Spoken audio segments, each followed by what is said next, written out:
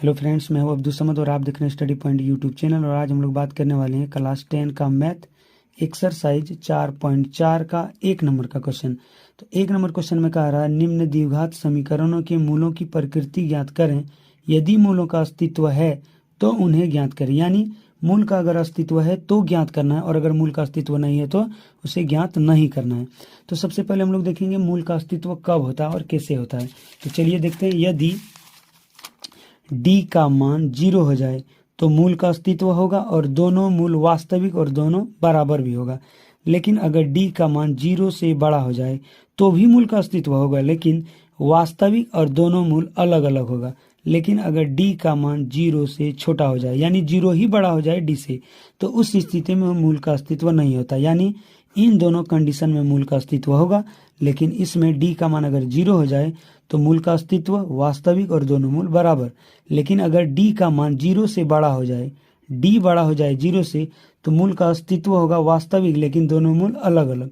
लेकिन अगर d का मान 0 से छोटा हो जाए, यानी d छोटा हो जाए 0 से, और याद रखें d कब 0 से छोटा होता है, यदि d का मान माइनस में आ जाए, जैसे -2, -3, -10, -50, इस तरह से अगर d का मान आ जाए तो वो मूल का अस्तित्व नहीं रह जाता है, क्योंकि d का मान 0 से छोटा होता है। और जब भी d का मान 0 से छोटा हो जाए यानी माइनस में आ जाए तो मूल का अस्तित्व नहीं होगा।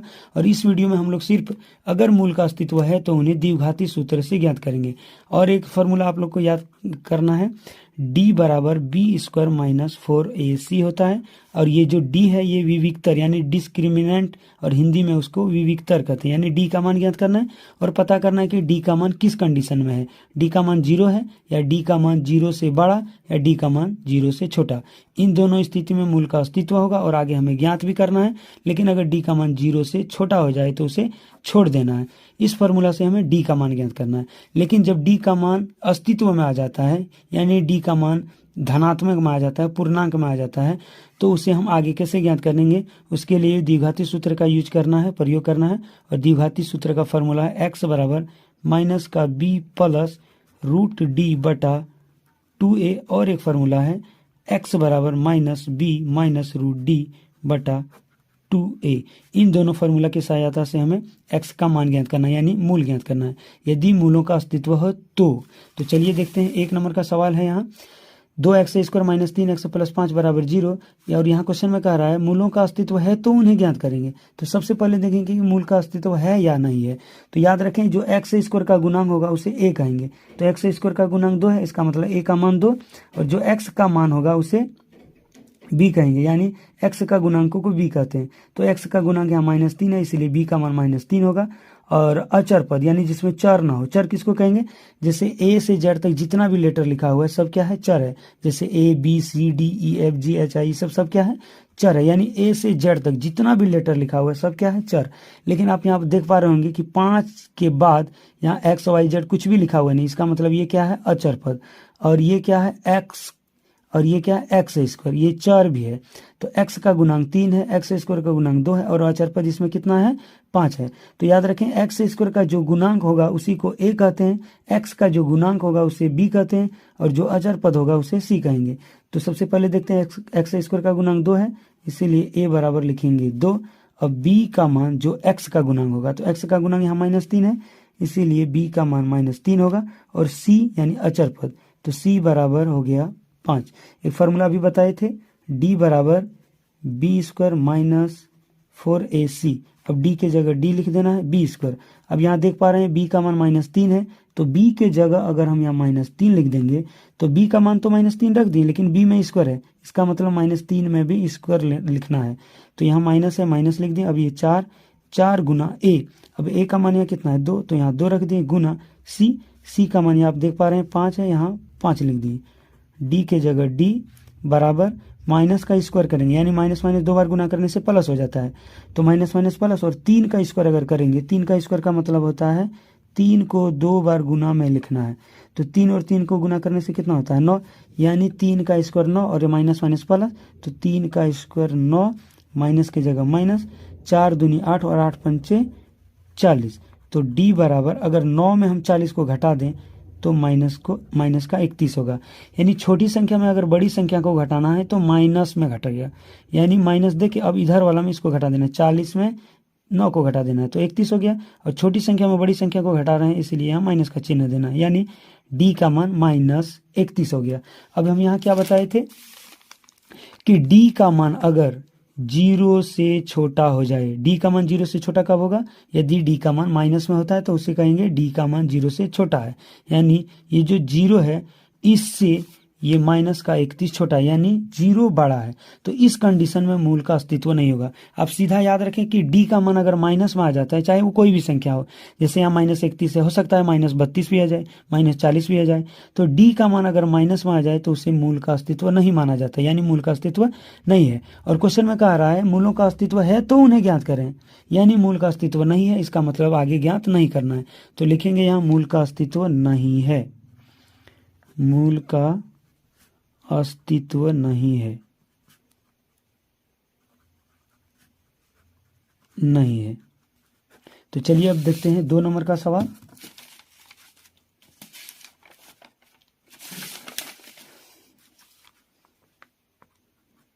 दो नंबर का सवाल है 3x² माइनस 4√3x प्लस 4 बराबर 0।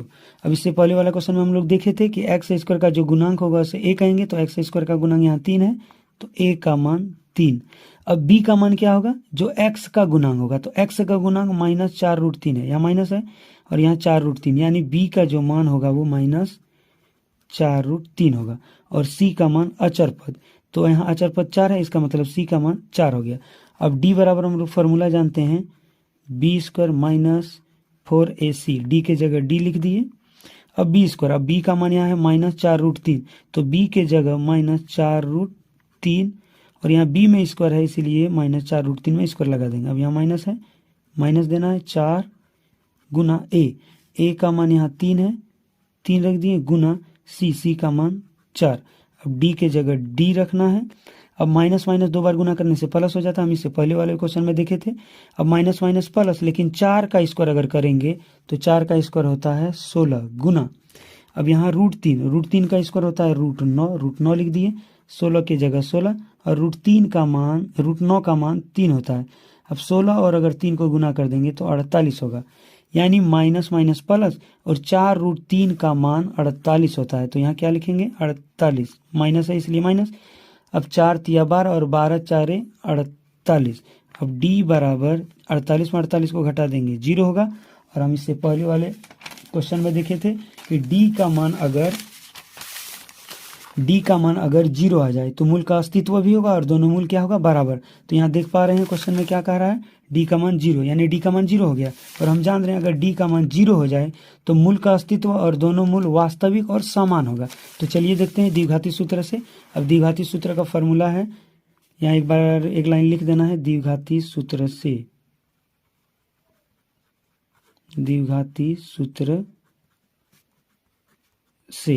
अब x बराबर -b प्लस √d बटा 2a, x के जगह x रखना है, बराबर इसलिए बराबर दें। अब -b, अब यहाँ देख पा रहे हैं -b और यहाँ b का मान है -4√3, तो b का मान -4√3 और यहाँ b में फिर माइनस है तो माइनस और वहाँ माइनस तो प्लस हो जाएगा।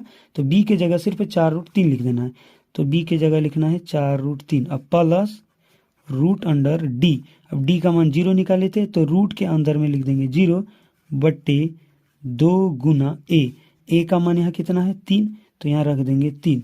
अब इसी को आगे लिखेंगे x बराबर 4√3 रह जाएगा, 4√3 लिख दिए प्लस। अब √0 का मान 0 होता है और नीचे में है 3 दूनी 6। अब x के जगह x लिखना है 4√3 बटे 6, यानी 4√3 में अगर 0 को जोड़ देंगे तो वही 4√3 होगा और नीचे में 6। अब इसको हम इसके साथ अगर काट देंगे 2 से तो ये 2 तिया 6 हो जाएगा और 2 दूनी 4, यानी 2√3 और बटा नीचे में है 3। अब इसी को आगे हम इस तरह से भी लिख सकते हैं, ये जो 2√3 है 2√3 लिख दिए और 3 को √3 गुना √3 लिखेंगे, यानी √9 हो जाएगा और √9 का मान फिर 3 होता है, यानी 3 को हम लिख सकते हैं √3 गुना √3। अब इस √3 को इस √3 के साथ काट देंगे तो ऊपर में बच गया 2 और नीचे में √3, यानी x का जो मान होगा वो 2/√3 होगा पहला। अब दूसरा देखते हैं, और एक फॉर्मूला है, लिखेंगे यहाँ फिर x बराबर -b माइनस √d/2a। x की जगह x लिख देना है।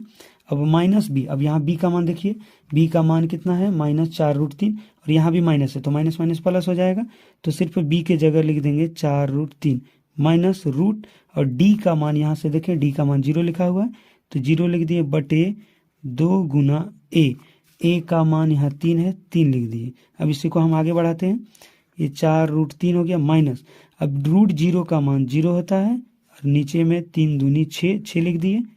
4√3 में अगर 0 को हम घटा दें तो वही 4√3 होगा, और नीचे में 6।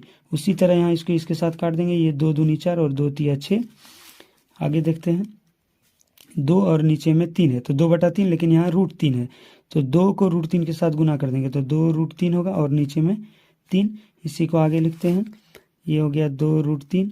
अब 3 को हम लिखेंगे √3 गुना √3 जो इससे पहले किए थे। अब इस √3 को इस √3 के साथ काट दिए, ऊपर में 2 और नीचे में √3। अब यहाँ भी देख पा रहे हैं 2/√3 और यहाँ भी 2/√3, यानी ये दोनों मूल बराबर है।